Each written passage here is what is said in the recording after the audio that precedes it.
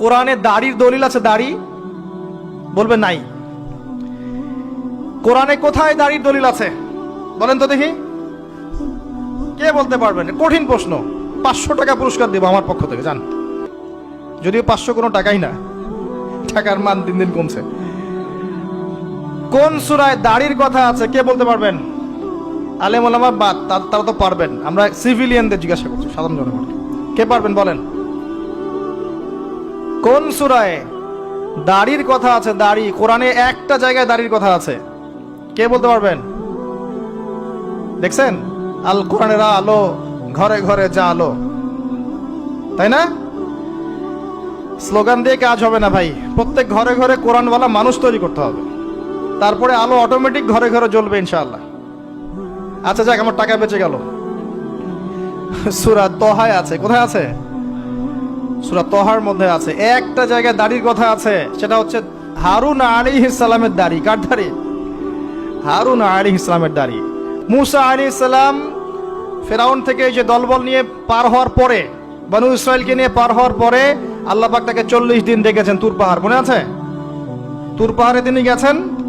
এই ফাঁকে বনু ইসরায়েল শিরক করা শুরু করেছে, এই যে বাছুর পূজা শুরু করেছে, মনে আছে?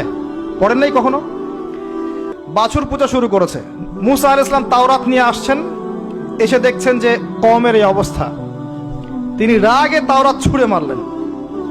তিনি প্রচন্ড ব্যক্তিত্ব সম্পন্ন মানুষ ছিলেন, গায়রতওয়ালা। রাগে তাওরাত ছুঁড়ে মারলেন এবং এসে এই যে হারুন আলাইহিস সালাম যাকে রেখে গিয়েছিলেন যে কওমকে দেখাশোনা করবে, তার দাড়ি চিপে ধরলেন। তুমি থাকতে এরা এই অবস্থায় গেল কিভাবে? এক হাতে দাড়ি, এক হাতে চুল, চেপে ধর। তুমি থাকতে এই অবস্থা হইল কিভাবে? সূরা তহা পড়ে দেখেন। তখন হারুন আলাইহিস সালাম বলছেন যে হে আমার ভাই, আমার দাড়ি আর চুল ধরো না, এই একটা জায়গায় আছে। তার মানে দাড়ি পাওয়া যাচ্ছে কোরআনে।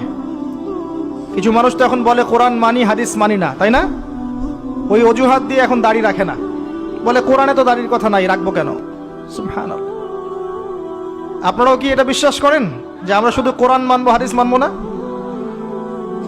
স্পষ্ট কুফরি, স্পষ্ট কুফরি।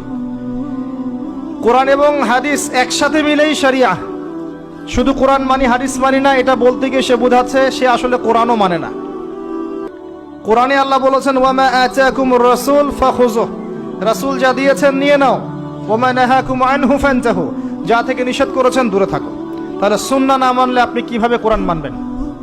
কথা কি বুঝতে পারছেন?